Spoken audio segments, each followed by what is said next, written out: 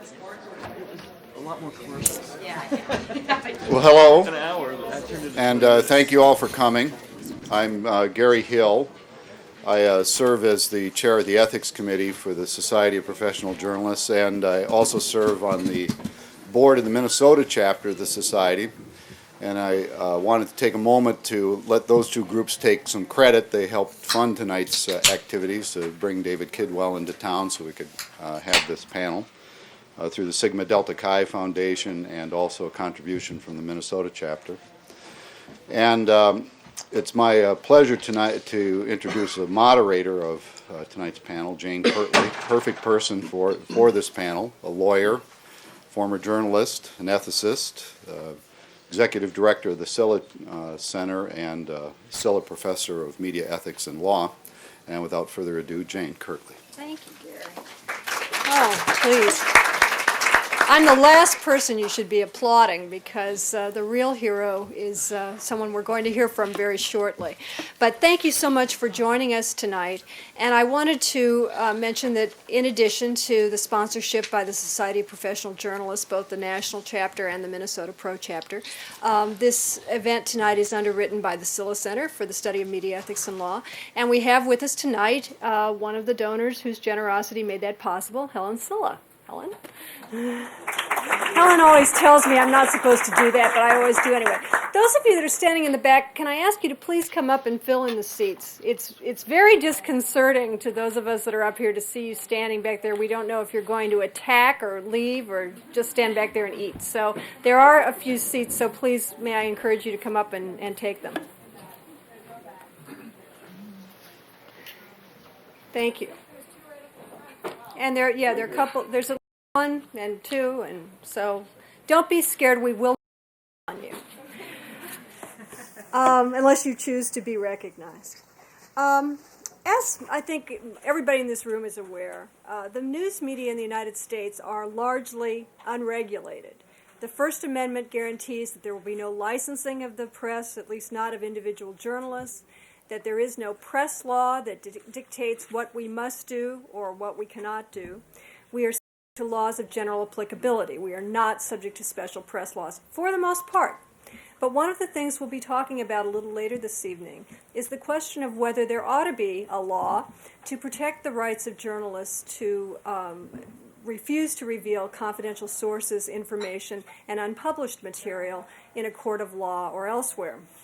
The reason that we're looking at this question, particularly tonight, is because of a big case that's been going on now for almost 2 years that most of you are probably familiar with, involving the revelation of the name of CIA operative Valerie Plame in a column by Robert Novak. In one of those curious, twisted ways that the law sometimes develops here in the United States, what's happened is that although we don't really know whether Robert Novak has been subject to being subpoenaed and ordered to testify before a grand jury, we do know that a number of other reporters have been. Some of them have cooperated. Some of them have chosen to defy the press, or to defy the courts. And 2 of them, Matt Cooper of Time Magazine and Judith Miller of the New York Times, are currently in contempt of court and could face the prospect of going to jail if their appeals to the U.S. Supreme Court are not successful. I just happened to see before I came over here this evening that a deal has been struck with the prosecutor who has subpoenaed these journalists, Patrick Fitzgerald, to guarantee that they will not go to jail until all their appeals have been exhausted. And they've actually set a timeline through which they'll be filing their appeals with the Supreme Court, and I think the first filing is due May 10th. So it could be that by the end of the summer we'll know whether the Supreme Court will actually hear this case or not. And if they do, they're going to be examining the question of the constitutional protection for reporters for the first time since 1972 in a case called Brandsburg versus Hayes.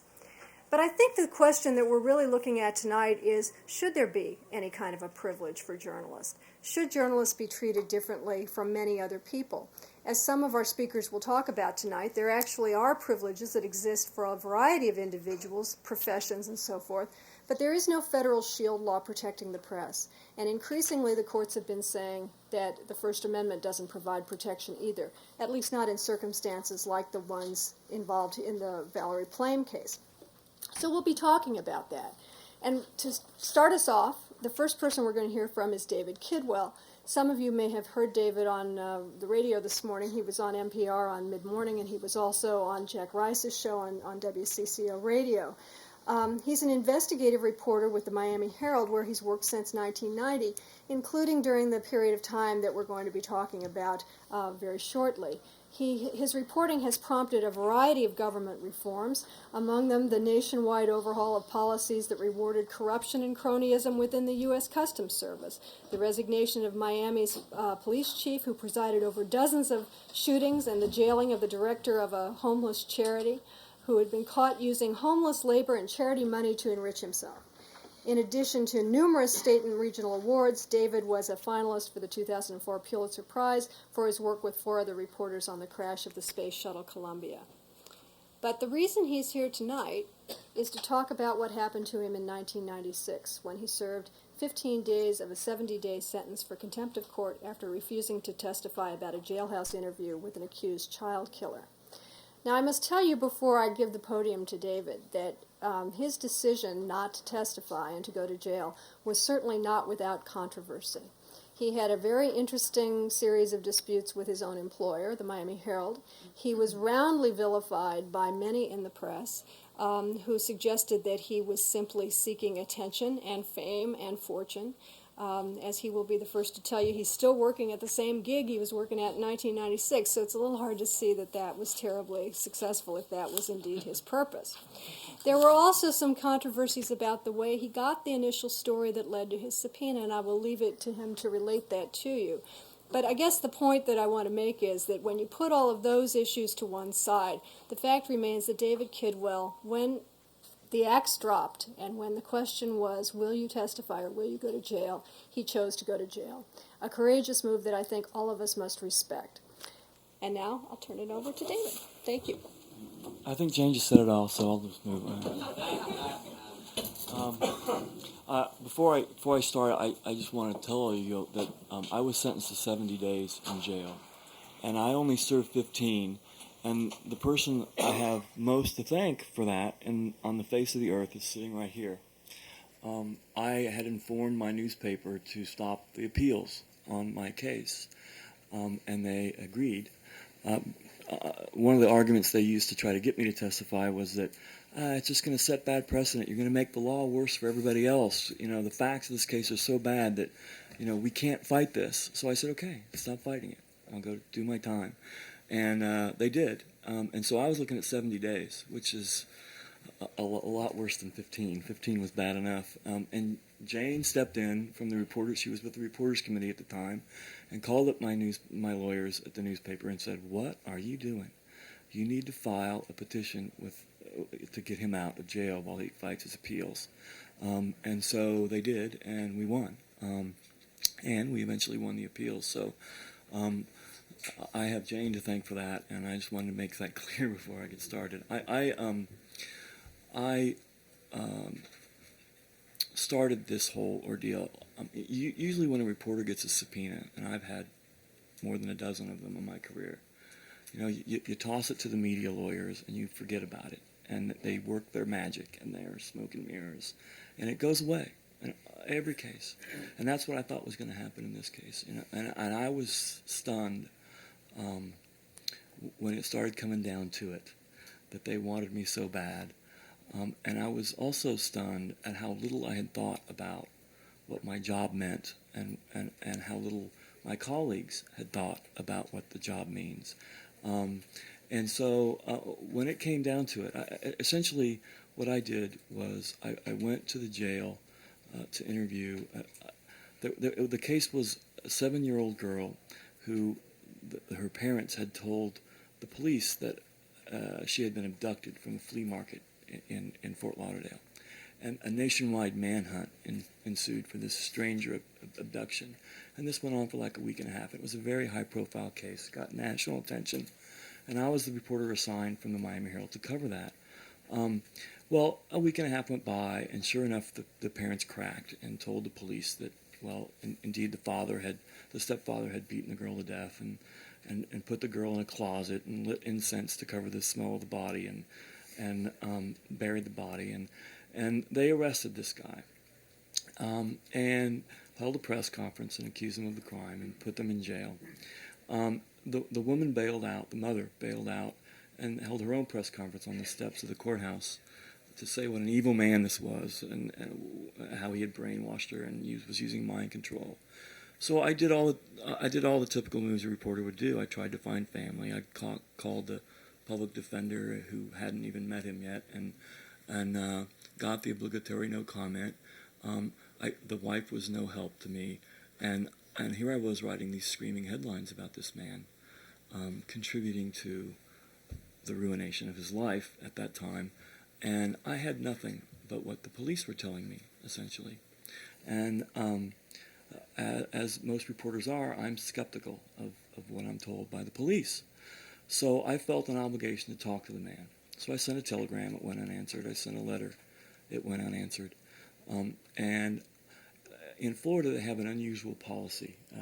I think it's not so unusual in the jails. If you're a member of the general public, you can get in. If you're a member of the person's family, you can get in. If you want to sell the guy something, you can get in. But if you're a journalist and you go to a jail in Florida, you can't get in. And I knew this. So I sat down with my editors and I said, I'm going to the jail to see this guy, and they're not going to let me in, and I'm going to lie. And they said, you know what? We think that our obligation to John Zile, to this man who we're writing about, is far greater than any obligation we have to the jail clerk. So, okay, try to avoid it, try to get around it, try to figure out what you can do not to lie, but do it if you have to. So I did. I went to the jail, and I told the jail guard I was the guy's friend. And I got in to see him. It's something I've done before. It's something I've done since. It's something I will do again. And I fully went there expecting him to tell me to go fly a kite, to get out of his life. He didn't want to talk to me. But in this case, in this rare case, he decided, you know what, it wasn't any brilliant reporting moves on my part. I was simply the first man there. And he was ready to talk. And he did. What's interesting about it was, and we wrote the story, the sensational story about his confession to me. But what was interesting about it, and what I thought was the more important story, was a story that we ran a week later. My conversations with him allowed me to build a chronology of events that led to his arrest. And that, combined with the chronology of events that I had already put together from the police department that night, I was able to write a story that said 12 hours elapsed between the time that John Zile asked for his lawyer and when he saw him. And in that 12 hours, someone, the elected state attorney, initiated a conversation with him that prompted him to change his mind. And he did change his mind, and he confessed, and he led them to a body. And we wrote that story about how that confession was now clouded by the fact that the state attorney broke the rules. Because when you ask for a lawyer in this country, you're supposed to get one. And they're not supposed to be initiating conversations to try to change that. And so we wrote that story, and it was extremely critical. First trial rolls around. They don't even call me. They don't even subpoena me for the first trial. It's hung jury 11-1. There was one single juror holding out for second-degree murder instead of first-degree murder.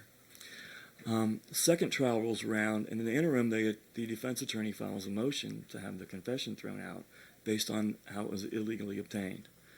This time, they come after me hard. And it's the feeling of my lawyers that they were looking for an insurance policy on the outside chance that they lost his confession to them, which would mean they would also lose evidence of the body. So they were in a position of, if they lost that appeal, not only could they not tell the jury that he confessed, they might not be able to tell the jury that they had a dead girl on their hands. She's missing, even though they had a body.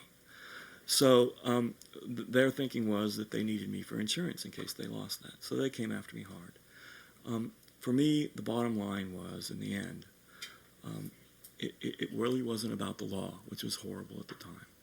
It was about a promise that I make every time I pick up the phone. Every time I say, my name's Dave Kidwell, and I'm a reporter from the Miami Herald, to me, a promise has been extended. And that promise is that I am who I say I am. I'm going to be fair and impartial, and I'm not going to allow myself to be used as a tool of one side or the other. if I felt, talking to Mr. Zile, that I could testify at some point in the future, then I would have an obligation to him to say to him, Mr. Zile, I'm a reporter with the Miami Herald, but wait a minute, before you say anything, you have the right to remain silent. Anything you can say can and will be used against you in a court of law. I mean, if we're going to allow ourselves to be used as police agent, then we need to start behaving like them. That's an obligation I think we have. I think that promise is implied, even though it wasn't stated. My newspaper disagreed, and I came under an intense amount of pressure to testify. My job was threatened, and it was a very difficult time. But and I like to speak to college students who are aspiring journalists more than anything, just to tell them not ever to let a publisher or an editor or a media lawyer define their ethics. You need to define your ethics now. You need to ground yourself in what you believe, whether you agree with me or not. You need to think about it and understand that there's a likelihood, especially now, that you can be called on to make that kind of sacrifice. And if you're not willing to make that sacrifice, you need to make a decision and think about another line of work. With that, I'll move on. Thank you, David.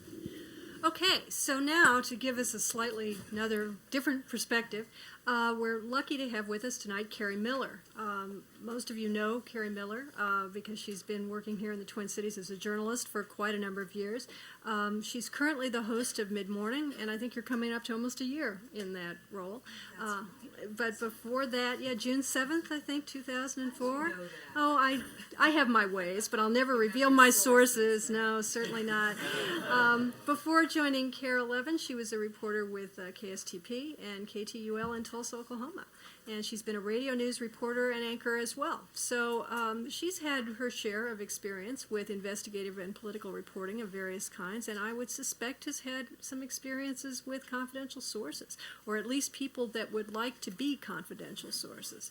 So I asked her to talk a little bit about that, and also to talk for a few minutes about any kind of unique or special issues that arise for a broadcast journalist that might be different from some of the things that David is coping with. So, Carrie? I want to just tell you guys that David was on the show today, and I love interviewing journalists. It's, of course, why not? It's the thing I'm most interested in. And he said something that I've been thinking about the rest of the day, which is, in his opinion, he believes that the media can be divided between reporters who will go to jail and between reporters that won't. And I ran that by Chris Eisen in the back there, who's done a lot of investigative reporting in his day, and he kind of nodded and said, yeah, I buy that. So I'd be interested to know what the students think of that, David. This is the next generation coming up as, is that how you see the profession? So maybe we can talk about that in a little bit. One of the other things that we talked about on the show, I'm rereading Bob Woodward's book here because we're hoping to get him on Mid-Morning, and of course he uses a lot of confidential sources, so this tied in so well with our conversation today. And one of the things that Woodward was quoted saying in a Columbia Journalism Review article about this whole case was that he didn't think this was the kind of situation that Judith Miller and Matt Cooper should go to the wall on. He did not think that they should go to jail for this. This is the guy who's like the quintessential confidential source user and cultivator.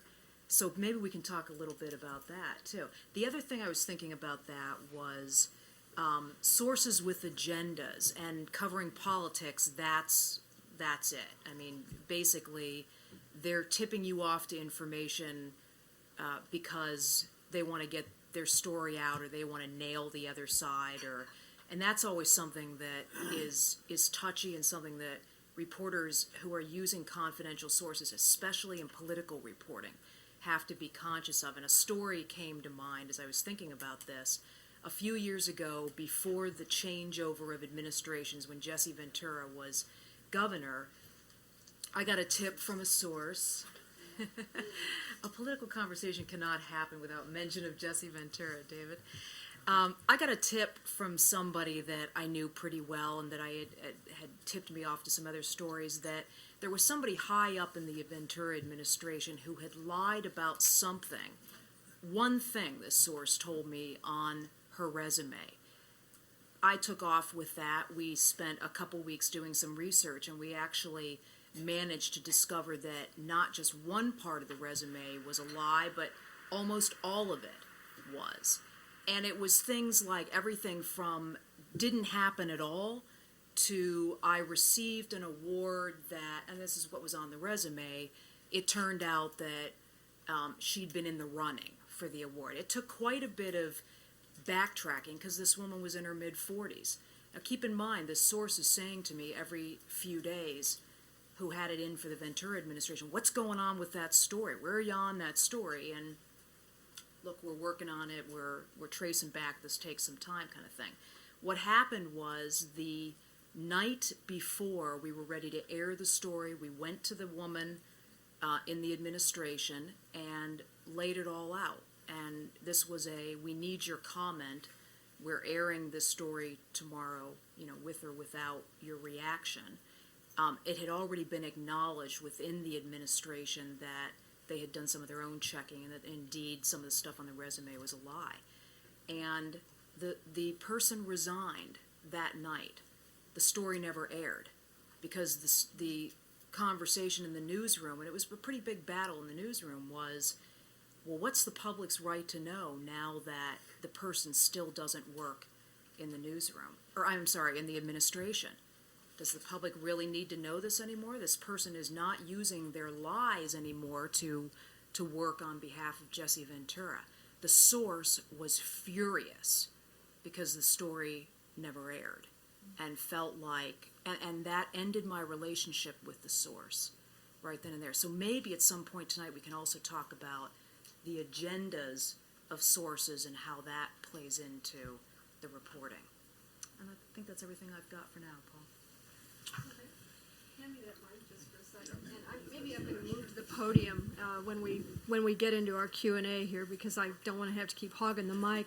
But our next panelist, and I've told the panelists to be brief in their opening remarks, but we're going to try to get a discussion going shortly, is Paul Hanna, who many of you know. Actually, many of you know from watching the auctions and fundraising on Twin Cities Public Television. Well, I felt compelled to say that. But the other reason that you would know him, or I hope you would know him, is that he is an attorney here in the Twin Cities who has worked at a couple of different firms, but is now with Kelly and Barron's here in Minneapolis. He's advised many news organizations, including Gannett Broadcasting, as well as the Pioneer Press, the Duluth newspaper, Hubbard Broadcasting, CBS, WCCO. I mean, there's a whole litany of news organizations that have been grateful to Paul for helping them in a variety of issues. He's been practicing law for more than 20 years, media law for more than 20 years, and has helped facilitate the publication of many prize-winning stories. Paul is here tonight to provide sort of the legal perspective on this, and I think it's also fair to say a somewhat jaundiced perspective on some of the issues we're talking about tonight. He has very strong views about shield laws, both the one in this state, the so-called Free Flow of Information Act, which I think is one of the more ironic titles of a piece of legislation that I've ever encountered, as well as the prospects for a federal shield law, which there are a couple of bills that have been introduced in the Congress of the United States to try to do this. So, Paul? Thanks. It's a lot easier to convince people to part with their money and send it to public television than it is to talk to a judge about a reporter who wants not to testify in a case where someone wants them to testify. A lot easier.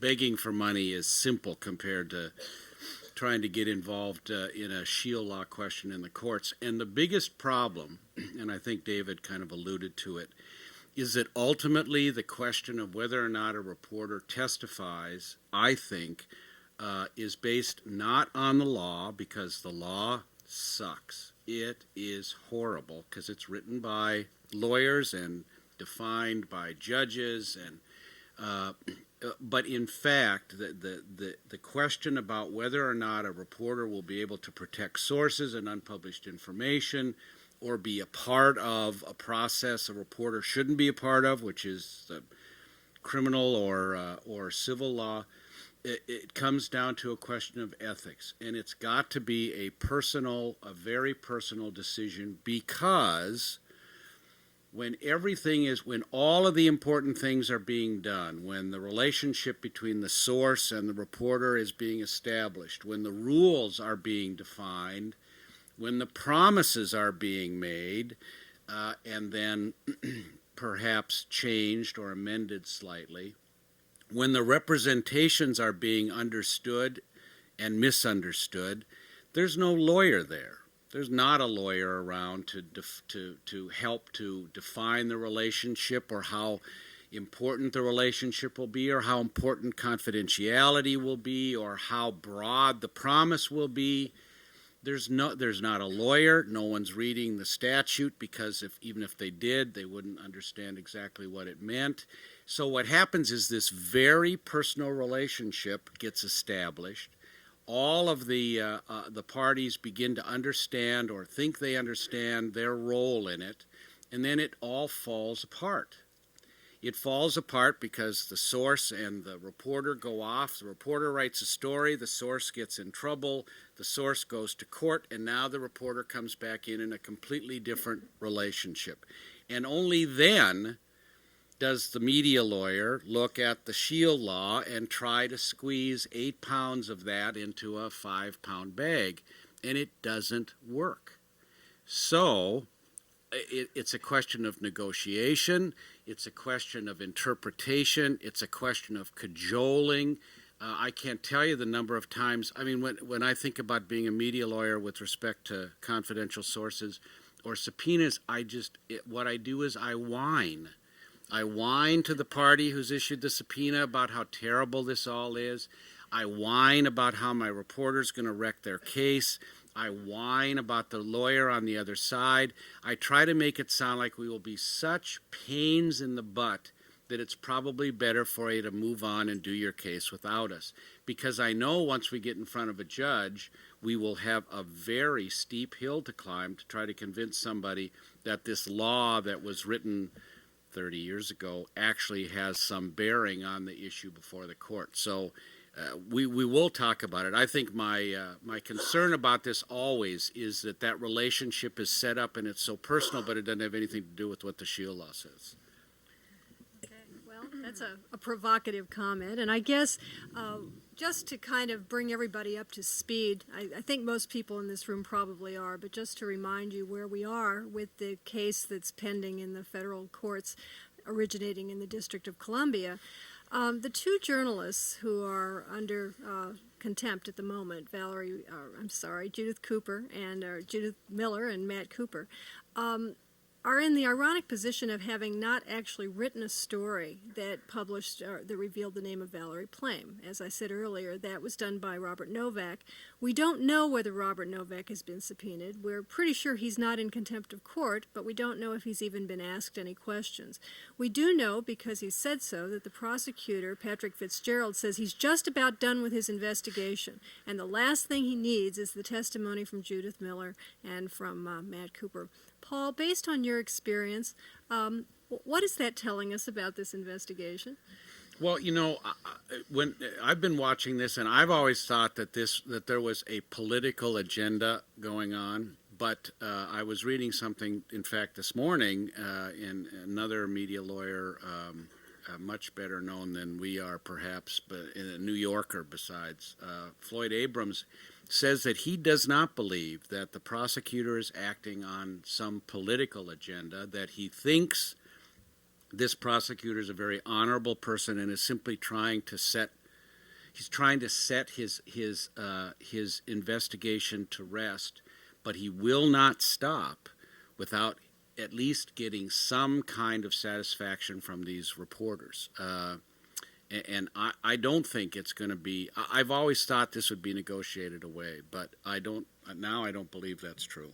So we've got a dogged, determined prosecutor who is determined to come up with something at the end of his 2 years of investigation, or however long it's been going on. He claims that the reporter's testimony is crucial.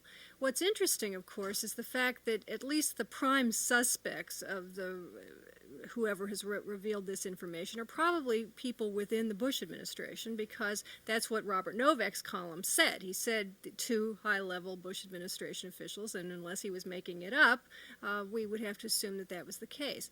This is an administration that most journalists would say is the most tightly controlled in anybody's memory. Leaks are virtually unheard of out of this administration. And I think there are those of us who are somewhat skeptical about the notion that Mr. Fitzgerald has actually been as zealous as he claims to be, given that, or another way to put it perhaps might be that going to the very highest levels of the Bush administration, there's no real desire to find out who the leaker is, because had there been, surely this would have come out by now. But one of the other things that's very interesting about this case, of course, is Robert Novak's role in all of this. And we've seen a division among the news media in general about whether, in fact, the journalists involved in this case are doing the right thing in resisting testifying. Of course, a lot of attention has been focused on Robert Novak because we don't know exactly what he's done, and he is the one who wrote the original story. But I guess one of the questions that I would ask maybe of Carrie is the question of whether the fact that some people don't think it was ethical for Robert Novak to have written this story in the first place ought to be a determining factor in whether we in the news media are supporting his right not to testify. Well, you know, and David, we talked about this a little bit today on the air, and I think there was a caller that called in about that. You raised the point that he could potentially be the target still of the grand jury. We don't yet really know. Yeah, there are, I guess, three scenarios. One is he's already testified and he's not, there's no more interest in him. Do you think we'd know that if he'd already testified? No. But we know that Russert cut a deal, right? Maybe he didn't cut a deal. You know, I mean, can I just shift gears a little bit here? I mean, the ins and outs of the Valerie Plame case. As a journalist, I can't concern myself with Pat Fitzgerald and the judge in this case. I concern myself with the behavior of the journalists. Mm-hmm. It's really difficult to blame Pat Fitzgerald for his stand on this when 4 out of 5 reporters who have been subpoenaed in this case have somehow cut a deal to testify about their confidential sources. That is just sacred. I mean, there's no argument about confidential sources. You do not do anything to compromise a confidential source. Well, then how come Bob Woodward says this is not one of those cases that I'd go to the barricades for? I don't know. If it was Bob Woodward's source, he'd be going to the barricades for it. You know, it's easy to talk about someone else's case, I guess. I'm not going to criticize Bob Woodward. I'm a journalist because of Bob Woodward. But what I'm saying to you is, and this is one of the things I found out when I was asked to compromise my principles when I was going through this, is that, you know, it's difficult for a judge to understand Judith Miller, who stands before him saying, Your Honor, I'm standing on principle. And he's looking at her and saying, yeah, well, what about Tim Russert? He doesn't, where's his principle? Isn't, you know, what about these 2 reporters with the Washington Post who testified? You know, they don't seem to hold the same principles, Miss Miller. You know, what about Matt Cooper, who's already testified once? You know, I wrote in a column recently, it's like throwing marshmallows to an alligator in hopes that it'll go away. That's what Matt Cooper did. He cut a deal. I'll testify in some limited way about my confidential source. Just go away and leave me alone. You know what? They're back. The alligator's back. You know, no, that doesn't work. The answer is no. When it's confidential, you know, there's this whole thing about waivers. The President Bush ordered every employee in the White House to sign a waiver. I release any reporter from any confidential relationship that I've had. You know, oh, that's enough. You know, okay. Sorry, it doesn't work that way. If the source wants to come forward and talk about it, fine. But once you make a promise, it's a promise, and that promise above all, you know. And so it's really difficult to blame these overzealous prosecutors and judges who don't have any sympathy for us. It's our fault. Every time a TV station turns over an unaired outtake, that hurts me. That hurts my credibility. Every time a reporter cuts a deal to rationalize away his promise, that hurts me. And it's the time has come to say no. You know, I have been a reporter 22 years, and I had received more than a dozen subpoenas in my life prior to the time that I went to jail. I haven't gotten one in the last, how long has it been now? Almost 10 years. I haven't gotten one. They don't bother anymore. They know the answer is no. That's all it takes. You know, we stand on principle. People respect people. People respect conviction. You know, the Florida legislature, of all the institutions in the land, you know, passed a shield law. My newspaper disagreed with me, and the Florida legislature passed a law because I went to jail for 15 days. That's all it takes. You show some conviction, you sell people on why it's important. It's not a hard sell. It's an important thing. It's to protect democracy. It's to protect your civil rights. You sell people, the law will follow. These people stand up and say no. The law will follow, you know, because they can't win this argument. They cannot win this argument in the court of public opinion. I hope you're right. I'm reminded of a line out of Gilbert and Sullivan, the Gondoliers. They say, we're open to conviction. Yes, they've often been convicted. And I think you join that happy band.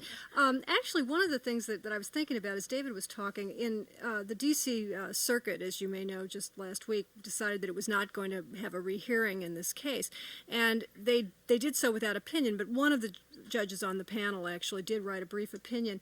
And he made the comment that this was a situation where the reporters involved don't face any kind of punishment for any past action. He was making very clear that what the journalists had done in talking to these sources and presumably in publishing this information was not criminal activity. And I think it's important to remember that, because sometimes when people are talking about the statute that's involved in this case, where allegedly there was a violation of the Intelligence Identities Protection Act, the only people that could be subject to that would be those within the government who had access to the names. The journalists themselves did not break any law in either getting the information or publishing the information.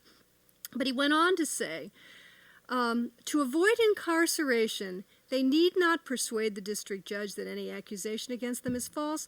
They need only abandon their unlawful resistance and testify before the grand jury. All they need to do is sell their souls, and they can go right back home. And I think this underscores the fact that, as David was alluding to, judges really don't get it for the most part. And Paul, do you think this is a new phenomenon, or do you think it's always been the case that judges don't quite get it? I don't think it's a new phenomenon at all. I think the idea of a judge understanding a reporter, especially a principled reporter, just kind of boggles my mind. I'm sure there are some there around. I can tell you I haven't appeared in front of very many. And I mean, my own personal... I have had many hearings in front of many judges in which I have tried to explain, number one, the principles that David mentions, because that when we finally get to the point where we're arguing with a judge, it's usually because a reporter has said, I don't care what the shield law says, because our shield law isn't very helpful, I will not testify. And then we get to this point where we try to negotiate a little. Judges like to do that. David wouldn't like that very much. And sometimes it works and sometimes it doesn't. But they simply do not understand why somebody who feels so strongly about the Constitution would turn around and deny a criminal defendant his right to have his full defense presented to a jury. They cannot understand why reporters won't do what every other citizen has to do. That's what they say. They're looking at it. They don't care, and I don't mean this in a disrespectful way. They could care less about David. They don't care about David. They don't care about me. They are worried, the good judges are worried about the rights of the defendant who's about to to face possible incarceration because of a crime, and they simply say his principles do not trump those Fifth Amendment, Fourth Amendment rights that these people have. That's exactly the call we got from the criminal defense attorney. Right. And you know, and I think it's important just to clarify here that what Paul's talking about is the situation that is the toughest one, because you do have a collision of constitutional rights, at least that's one way to look at it, the criminal defendant's right to confront and to get information that will be helpful to his or her defense, and the journalist's right to protect sources. Of course, that's not what's going on in the Valerie Plame case, because it's a prosecution subpoena, and some would argue that the balance of interests is a little bit different. I will also say one other thing, and this, I wish I had done a little bit of research, but I did not, so this will be kind of anecdotal. From time to time, people will be put in a position like David was when he just had to finally say, I'm going to go to jail. Judges also have a hard a time as they have figuring out what his principles are and why should they underscore them by letting him off. They also have a really hard time putting people like David in the can for a significant period of time. The judges can do a lot of terrible things to David, to the reporters. They can do stuff to the media company itself. They can fine the company. They could cause David to lose his job ultimately. What usually happens after time goes on is everyone kind of settles down. The trial goes on. In fact, the prosecutor doesn't need the testimony like he thought he did, or the defense lawyer doesn't need the testimony, and eventually the reporter gets out, goes back to work, and everything kind of calms down. But at that point of confrontation, I've never experienced that feeling of being completely out of it. Like these people just do not get the point.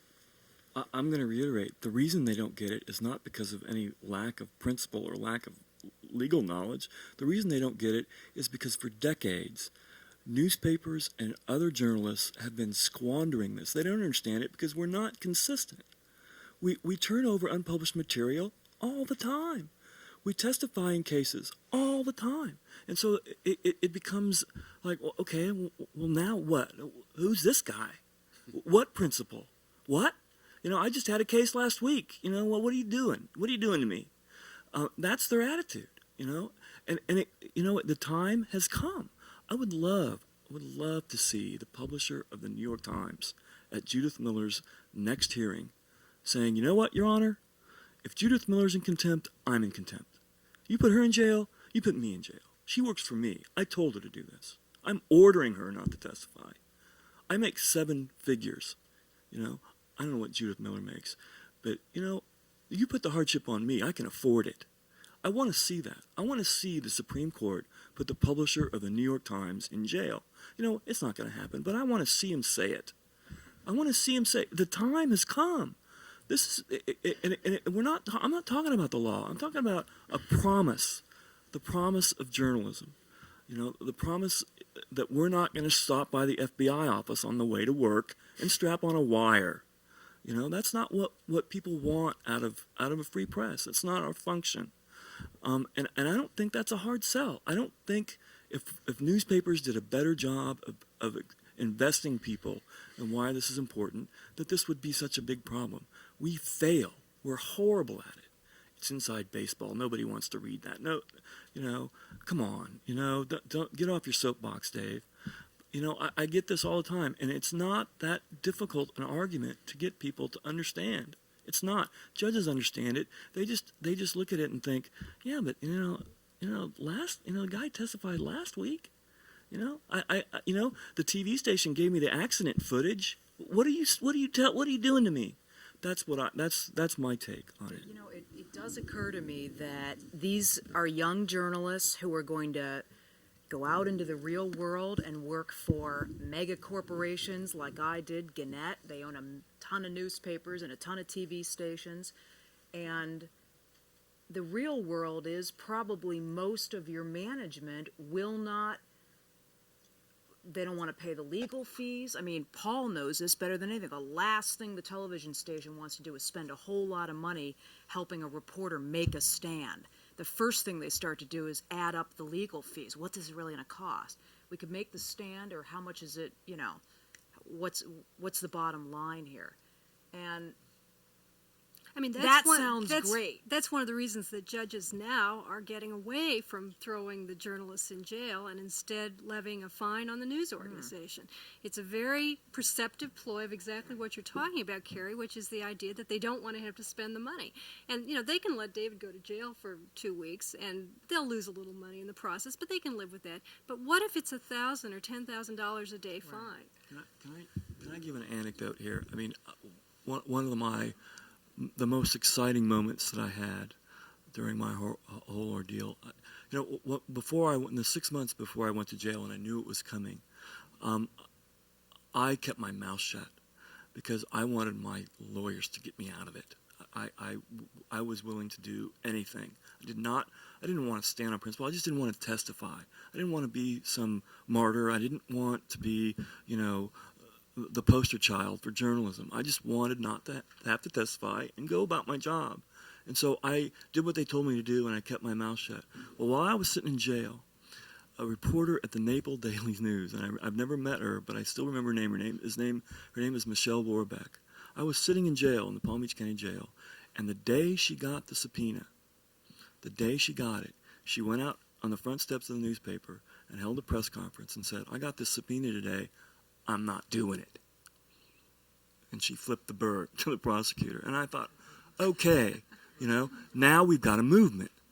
Now we're talking. People are finally starting to get it, And you know what? I think that's what it's going to take. The more and more and more we step up and demonstrate that these things are worthy of this kind of sacrifice, it's real easy to stand on a principle you're not willing to sacrifice for. People don't care, But when you're willing to stand up for it and say, I believe this, I believe in it enough to give up my freedom for whatever amount of time, judges start taking that. Wait a minute, you mean somebody actually believes in this stuff? Well, wait a minute, let's take another look. I think that will happen, and it's just a shame when I see people like Tim Russert, and if Bob Woodward's saying, it's just there is no compromise on confidential sources. I'm sorry. Saying pick your battles, which you obviously. You fight the battles that are given you. That's what my lawyer said at the Herald. Geez, Dave, this isn't the right set of facts. This is a child killer. What are we going to take to the Supreme Court? We deserve the right to protect a child killer. Let's wait for the right set of facts to stand on this principle. A principle is a principle. I don't care. I don't have any affinity for John Zile, and I talked to some of these Valerie Plame reporters before I wrote my piece, and one of them told me, Dave, my deal, my obligation is to my source. That's it. I don't have any other obligations, and my source releases me from that obligation. I'm going to testify. And my argument to that is, sorry, no. My obligation was not only to John Zile, the guy in my case. It was to the next guy, and the guy after that, and the woman after that. One of them, who is going to be sitting in jail, who's going to be innocent, who's going to be the victim of police errors or police abuse, who's going to be sitting in jail alone, reading these stories, wondering, where is this guy, and who can I go to? Who can I go to for help? I want that person to be me. And our obligation, the obligation to a confidential source goes beyond that confidential source to the next guy. There are people all over this country in every walk of life who are sitting there with a stack of records who have evidence of the poisoned water in the well or the corrupt politician who are frightened for their jobs, who have a conscience, who are scared that they may lose their freedom if they come forward, who are just waiting for somebody that they can trust, looking for somebody that they can trust. I want to be that person. Judith Miller wants to be that person. Does Tim Russert want to be that person? How bad does he want to be that person? David, just let me ask you one question on that tack. What I hear from judges or prosecutors or defense lawyers and what makes it difficult when I come into a case is judges tend to look at the concrete aspects of whatever the case is. So we come forward and we say, this journalist believes that he has the right not to tell you who his confidential source is, but in your case, since your source was known, he also has the right not to testify at all. And the judge says, reasonably so, well, what's the harm? And in most cases, I mean, what, do you think the next child killer that comes along is going to remember that David did this or didn't do this or testified or didn't testify? The people who you have as sources aren't keeping track of you keeping your promise. They decide what they need to do when the time comes. Now, how do you respond to that? Or even do you? Or do you just say, that's not where my decision, that plane is not where my decision is being made? I'll let my lawyer respond to it. Well, I don't ever do very well on that one, obviously. That's why I asked the question. And I say you're wrong. And I tell the story, it's an unbelievable story, but I tell the story because I have a witness. And if I didn't have a witness, I wouldn't tell it. But 6 years after I got out of jail, I mean, Jane talked about all the criticism I got because I was a glory seeker looking for a job at the Washington Post. This case enhanced my career in ways that I could have never imagined. People in Miami know that I keep my promises. 6 years after I got out of jail, we were working on the story about the bad shootings. And me and a partner of mine, another reporter, whose presence there allows me to tell the story because I have a witness, we're actually under the underpass of Interstate 395 in Miami, going from cardboard box to cardboard box, talking to homeless people, looking for witnesses to one of these shootings. And we were having no luck. We got the one cardboard box, and a guy comes out with his bottle in a bag, and we tell him what we're doing. And I don't know anything. So, okay, well, can we give you our cards, and you can, if you come across anything, just call us. We were desperate. He looked at our cards, and he stopped. 6 years later, this is 6 years ago, the homeless guy, I know who you are. You're that guy who went to jail, protects his sources. It's a homeless guy. So this idea that people don't notice or what's the harm, it's what's the benefit, People need to know that we are who we say we are and nothing more. That shuts you up, doesn't it, Paul? Yeah. Actually, the last thing that I wanted to ask the panel about, and then I really would like to open it up to you, because I hope you have some questions and comments to raise with our panel, is something that Paul was kind of alluding to, which is the difficulty of judges understanding why journalists do what they do. But of course, in fact, there are a lot of people out there who, because of the jobs they hold, have some kind of testimonial privilege. We're all familiar with doctor-patient privilege, attorney-client privilege. There are many others. And they're usually statutory law. In some cases, they've been recognized by the courts through the federal Rule 501. But in any event, one of the issues that's pending right now is whether Congress should pass such a law. I mean, you've heard what Paul has said about the deficiency of the Minnesota law. There are about 31 jurisdictions that have these laws, and they vary. Some of them are pretty much absolute. Some of them are pretty weak.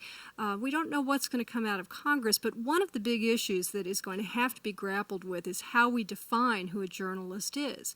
Part of the problem that courts have, I think, when they're trying to recognize the privilege is to say, well, who are you and why are you allowed to assert this? Journalists aren't licensed in this country. There are no minimum education requirements. You don't have to sit for an exam. So it's anybody who wants to be a journalist and can get themselves hired as one that is one. Except now we've got another dimension, don't we? We've got the blogger.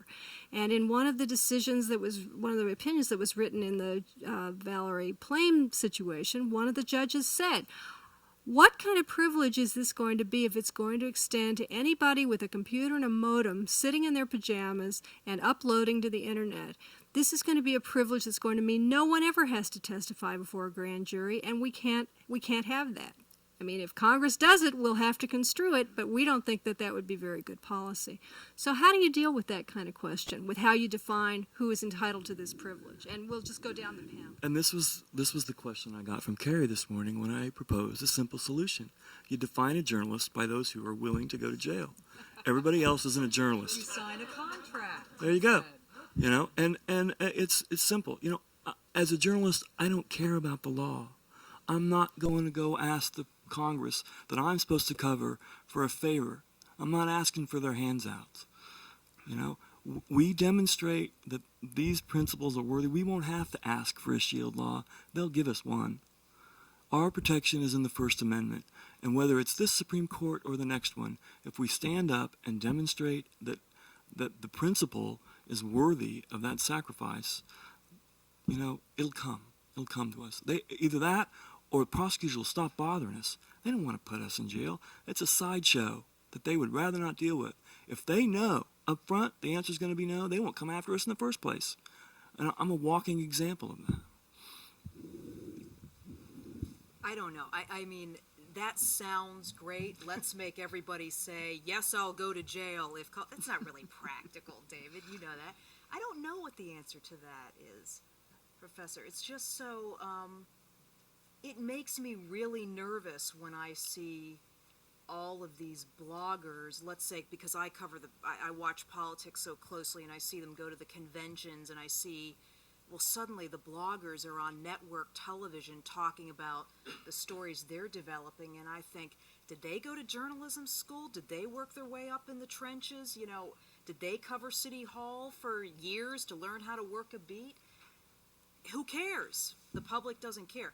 That's one of the things we got into today on the show, and one of the reasons I told you the story about the sources with agendas was because the public is wise sometimes. Part of the thing we were talking about was the fact that the public doesn't trust journalists, and David thinks this is a way to kind of restore some of that. But I also am aware that the public's very cynical about journalism, and now it isn't just, now they're always looking for kind of the motives too behind the sources, and why did that source leak the Valerie Plame thing and that kind of thing. That just jumbles all into all this, and I don't think it's as simple as will you go to jail or won't you. So the short answer is I don't know. Well, and my short answer is, holy God, can you imagine what kind of horrible result you're going to get when the people in the U.S. Congress decide to write a shield law? These are the same people who watched a couple of hours of videotape and then got up and gave medical testimony about whether or not somebody was brain dead. I thought that the perfect example of being brain dead, frankly, was... So, I mean, and I will tell you, yes, I am kind of a contrarian, but especially when it comes to the idea that those people can other than infinite number of monkeys at an infinite number of word processors, the monkeys, I think, are going to come up with a better shield law than they will. And what they'll do is say, look what we're doing. We're defining this shield law, and they will go in and they'll define maybe these bloggers and not these bloggers, and they'll put exceptions in, and I'll be happy because that'll pay for my lake place. But David will be happy because he'll keep going to jail. But there'll be a lot of people in the middle who won't know what to do. How true. Okay, now we'd like to have your views. There is a microphone, standing microphone here in the center of the aisle, and I'd like to ask you to come up and ask your questions. And it looks like Gary Hill is going to kick it off. I had one for both David and Paul, and you kept talking about your editors disagreed with the tactic, but it seems like in the end they agreed to pay for your defense. And what if they had not, is one question. And Paul, since I've been in many of these discussions with you, would you kind of take the corporate point of view with regard to spending the money on the defense? If you've got a reporter who says, I'm not going to go, what now is the corporation faced with in terms of if it doesn't back that reporter, what kind of a public relations nightmare, legal quagmire are they in? I, as Jane knows more than anyone, we had a few late night conversations when I was going through this. I was walking a tightrope there for several weeks when I was under a lot of pressure to testify. They always paid my legal bills. There was a time when they said, they came to me in one of the pressure meetings and said, all right, the time has come for you to go get your own lawyer because our interests have diverged. And I did, but it was, media lawyers are good. They know how much we make. And so it was never any money out of my pocket. But, and I did that. And then, and in the defense of the Herald, they always paid. But there was, I believe, a concern that and they publicly columnized about how they disagreed with me, and they were, I think that they were trying to distance themselves for the very reason of the fines. They were worried about daily fines. Hey, daily fines for a child killer? What, and it was one of those things where, this was sort of like in the the president's daily briefing, the publisher's daily briefing. Yeah, we're working this through. This was working through the system. And then one day, the executive editor came to him and said, on Monday, Kidwell's going to jail.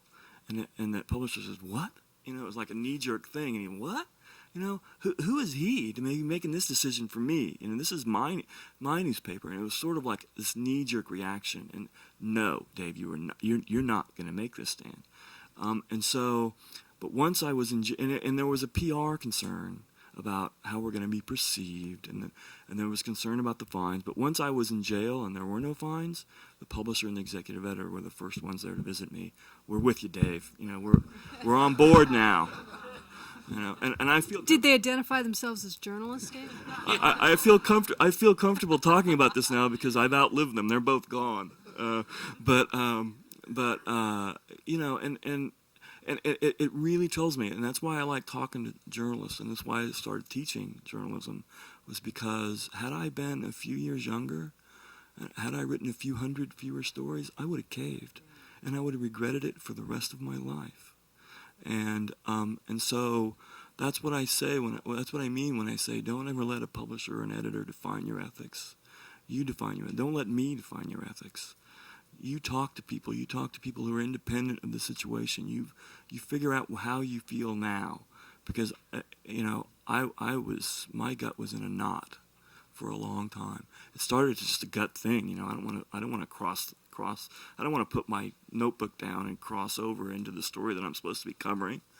And that's how it started. And that's as much as I had thought about it. And the more people I talked to, this one among them, the more I realized what they were asking me to do was just wrong. It was just wrong.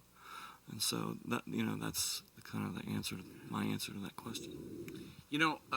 It's interesting because my first the first time I really got it, well, not the first time, but one of the first times I got involved with the whole question of confidential sources was in another case where some reporters did promise confidentiality to a source, and then some editors decided that for whatever reason that promise should be broken, and then they outed the source several years ago. The Cohen case, Dan Cohen, who just has written a book, by the way. There is always going to be tension, lots of tension between the reporters and their editors and the managers because their interests are not the same. And to say they are the same is simply to ignore reality. On the other hand, I can tell you in all the years I've practiced, I have never, and I've heard people make the same sort of arguments David's talking about, I have never once heard an editor or publisher or general manager of a television station say, we're cutting you loose.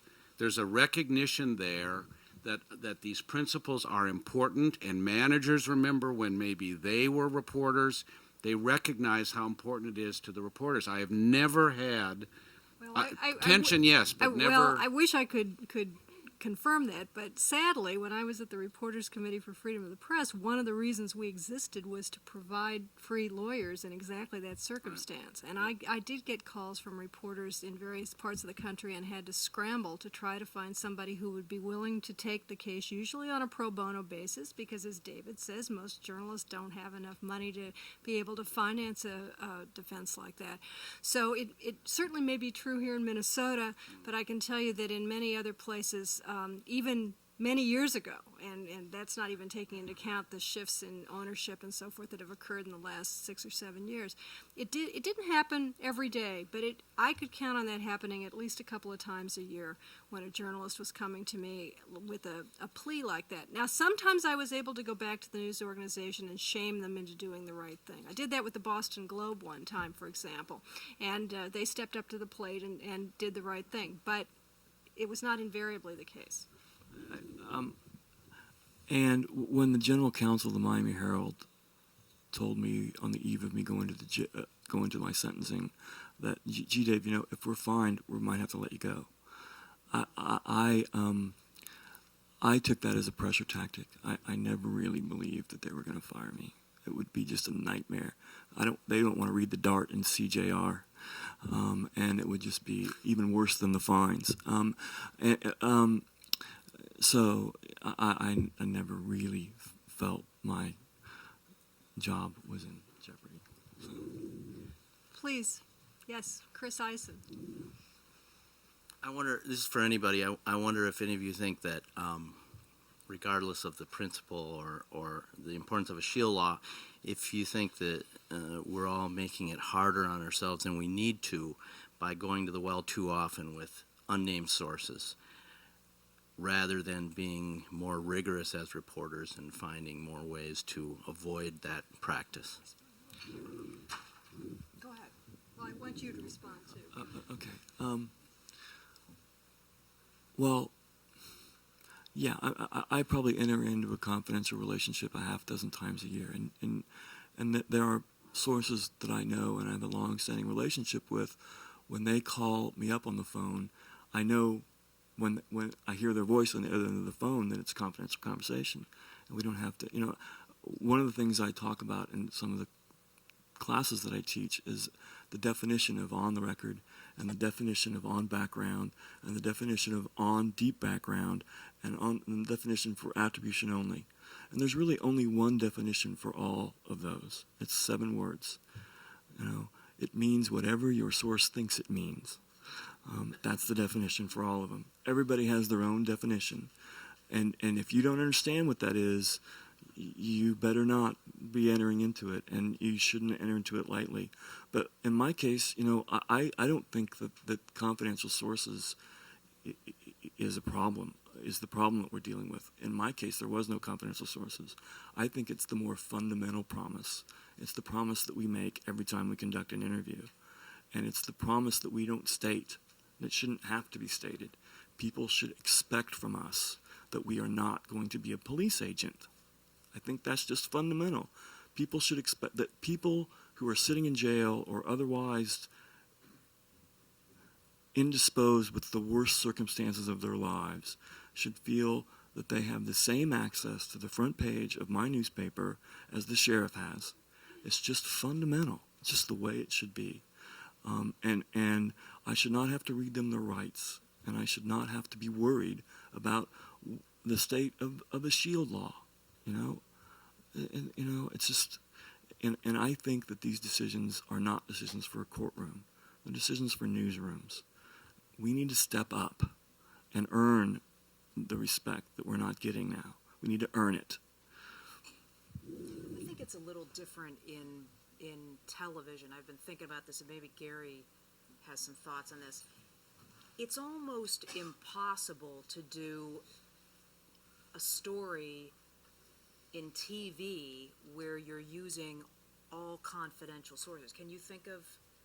It can be done, but it's generally fairly boring television. Right. You in TV, you have to get somebody on camera. The story can have its genesis in confidential sources, and plenty of them do. A lot of in the political reporting. I mean, a lot of the time somebody will, when I was at the Capitol, stop you and go, "Did you know about this?" But at some point, you got to get somebody on camera. It's kind of a different animal in that respect, which is probably why you don't see a lot of television journalists going through this. Well, Jim Terracani in Rhode Island did. This is a case that involved some of you may know this, involved a leak from an investigation to a broadcast reporter in Providence, Rhode Island. The leak was in violation of a specific order by a judge that a particular pieces of evidence, including this particular surveillance tape, were not to be made available to the public. And somebody slipped this tape to, it was a tape, it was video, which eventually did air, at least in part, on the television station. And Jim Terracani refused to reveal who it was that had leaked the tape to him, and he was found in contempt of court, went to the U.S. Court of Appeals for the First Circuit, which upheld the contempt. He was sentenced to house arrest arrest from which he was just recently released. Or it was Didn't lifted. his source come forward? And his source did come forward, yeah. But he was still, yeah. Well, you piss off a judge. Don't do what they tell you to do. That's always that will get you in jail 9 times out of 10. He's also a heart transplant. Yes, and that was the reason that the judge said, I'm not going to subject you to jail. You can stay at home, but under a whole variety of restrictions, such as you can't use the internet, you can't do any work, you can only leave the house to go to a doctor's appointment, and so on and so forth. I mean, it was probably something like what Martha Stewart has been subject to as she's been under house arrest.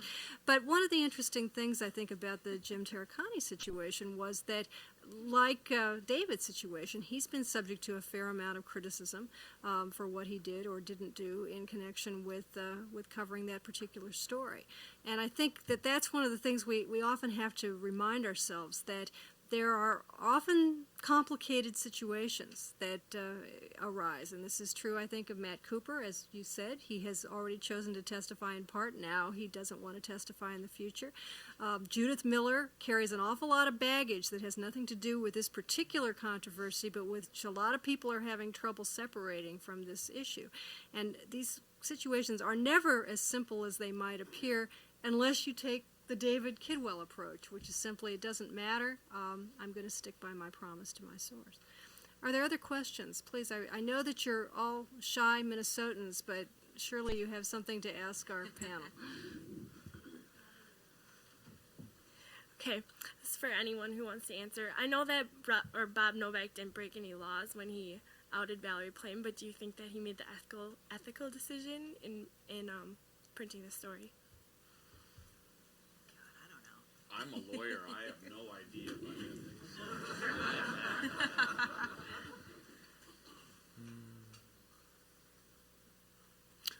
I you know what? I'm not going to pass judgment on Robert Novak. I think it's very, very telling that the only people facing punishment in this case are the ones who treated that story responsibly. I think that speaks volumes. You know, people raise this argument. Yeah, but who's policing you guys? You know, you guys want this privilege, but who's out there keeping tabs on you? Who's making sure you do the right thing? Well, I think this case answers that question in spades. You know, here you've got 5 reporters who got the same information as Robert Novak did, and they went back to their editors, and their editors sat around and said, well, whoever gave us this has got an axe to grind, and this ain't a story. You know, and they're the ones going to jail. Isn't that tell you something? That it's not really about who's policing us. We do a pretty good job policing ourselves most of the time. But isn't this complicated, David, by the fact that Novak is a partisan? He's a reporter, but he's also on CNN every day taking the Republican view on Crossfire. And so some of this is complicated by the fact that people thought whoever was leaking to Novak had an agenda and was using Novak to get, an agenda completed. I mean, that makes it all... You know what? Sources always have an agenda. Every single one of them. I mean, they all have agendas. The angle here is, it's not your just straight issue. Well, what's interesting is that a number of journalists, ethicists and others, and I'm thinking of Geneva Overholzer, who was our Silha lecturer last fall, have spoken out and said Novak should reveal his source. He should stop hiding behind secrecy and standing back and letting these other people take the hit. He should come forward and violate his promise to his source. And there are those who have suggested that this is a double standard that is problematic and leads back to where we began, which is this issue of why judges have trouble understanding what journalists are about. If in fact our principles are that malleable, then if I'm a judge, I'm going to think twice about sticking my neck out and being accused of being an activist judge, to recognize a privilege that the Supreme Court of the United States has not yet recognized. If the price of that is that people in the industry that I'm supposedly being asked to protect are divided about whether it's justified in this particular case because we don't like the politics of the journalist involved, or we don't like the motives of the journalist involved, or we don't like the way the journalist got the story. I think that that's problematic. And so, like some of the other panelists, I'm not sure that I really want to opine on whether it was ethical for Robert Novak to write that story or not. He chose to write the story. He chose to write the column. I respect his right to make that choice. I think that there were other ways to do the story if his purpose was to show that somebody within the Bush administration was prepared to leak the name of a CIA operative, but I don't know what his motive was in writing the story. Other questions? Please step up to the mic. I agree with David Kidwell on the matter of agenda. It strikes me that who are we to judge agendas of people coming across with stories for whatever reason? And I've heard often here mentioned political. It was a political idea. So what else is new? Obviously, people have reasons, and we do not have the gift of understanding everybody's reasons, and to say they had an agenda, so what? Right. Well, I would disagree slightly with that by saying that it's my obligation to understand their agenda and not to allow myself to be used to further that agenda. If someone leaks to me a document that is of value, that's one thing if I've got a document. When people are telling me things about other people that, people with agendas have a tendency to shade, fill in the blanks and shade the truth. And it's a very, very tricky thing. And I, a lot of my job is judging people's agendas who call me with this stuff. And a lot of that frames how we write stories and how we pursue stories. So. It is important to know agendas. It helps us when we write our stories. But it is certainly, we are not the judges. Other people have that job. Other questions? Yes.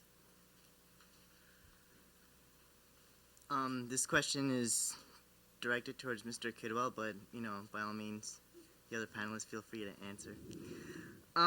You seem to be on this, categorical imperative, saying, you got to keep a promise, you got to do this, and I know where you're coming from. I'm not a journalist yet, so excuse my naiveness, but wouldn't you say that you got to take so many things into consideration to always say that you always got to do this, that no matter what is the exception?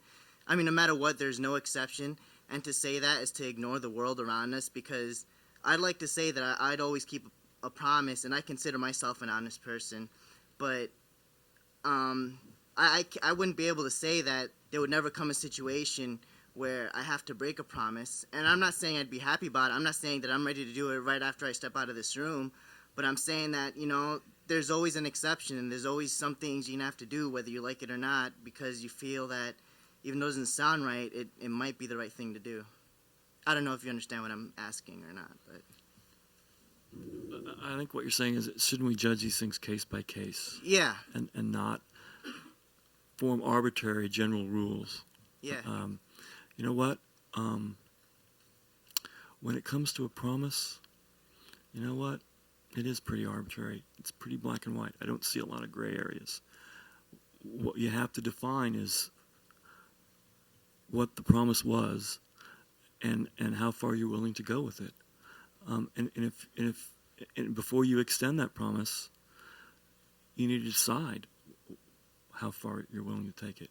And for journalists, that's every time you pick up a phone. That's before they swear you in at the Miami Herald.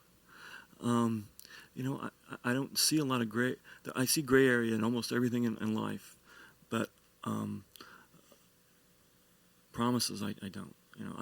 I don't use the word "I promise" with my kids very often, because you know what? I don't think most parents do. It's a promise is a promise. Yes. I'm probably doubtlessly oversimplifying a bit, but Mr. Kidwell, earlier today, I think I've seen you several times today, but for some of the students in the class I TA... Aren't you sick of my spiel by now? No. Some of the students I TA for you presented the issue as the fact that, regardless, you see yourself as a watchdog of the government, right, as a journalist. Was that an appropriate Yeah. Okay, so that's great. And so my question is, let's say you were in the Valerie Plame case and someone came to you and leaked this information and the person was a government official. I think that an argument could be made that by you revealing that source, you would be policing the government because you'd be revealing this, corrupt act that some government official had committed.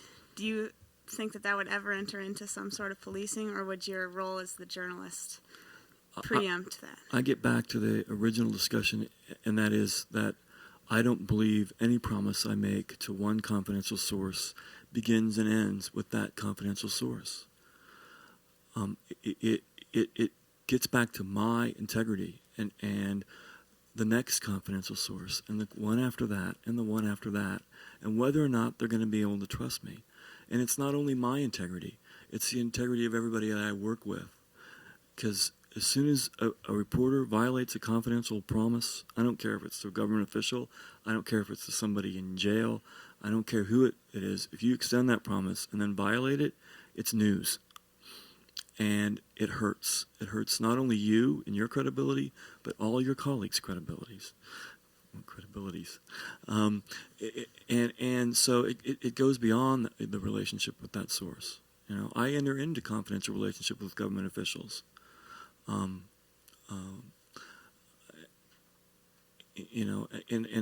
when I say I'm a watchdog of the government,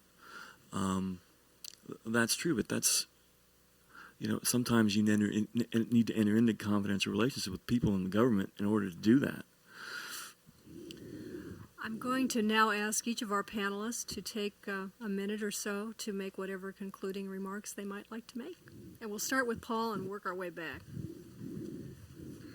Well, the law was pretty irrelevant here in our discussion, and frankly, that's been my that's what I've noticed over the course of my experience with the Shield law, is that it's not relevant when the relationship between a reporter and a source is being forged.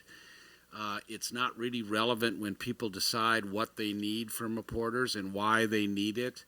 It's not actually very relevant when most judges make the decisions they make about whether or not they're going to try to compel somebody to testify.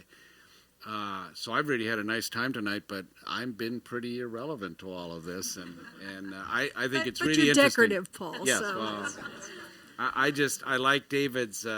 I like his frame of reference. It's easy, very easy. I hope everybody is able to take something from that. I hope, as I look out into the audience and I see you guys on the precipice of your careers, this is what makes this business so exciting and exhilarating and sometimes frustrating. I mean, David said today on the show, I totally believe this too, that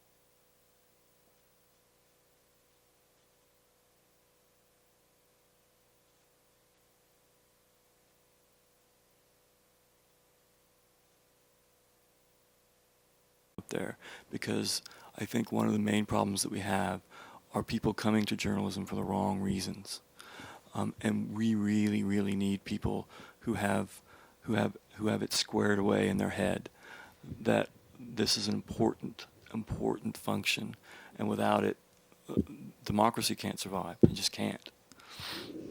To wrap up, I'd like to quote from another journalist who spent a good chunk of time in jail, Myron Farber, a reporter for the New York Times who spent 40 days in the Bergen County Jail in New Jersey for refusing to reveal a confidential source, and whose employer, the New York Times, sustained fines of over $280,000 in response to his defiance of the order, as Judge Tatel would put it. This is what he said, and you'll have to bear with me. It's a little long, but I think it's worth listening to. A reporter has only so many tools with which to work. His strength lies in his readiness and ability to reach out and listen to people on every side of an issue, people with greatly varying views of the truth or the facts. But sometimes people who have done no wrong, yet who have information that is useful to a rounded understanding of an issue, are reluctant to speak out. They may be afraid of losing their jobs, or incurring the displeasure of a government agency, or drawing unaccustomed attention to themselves or to their families. They may agree to provide information only on a confidential basis.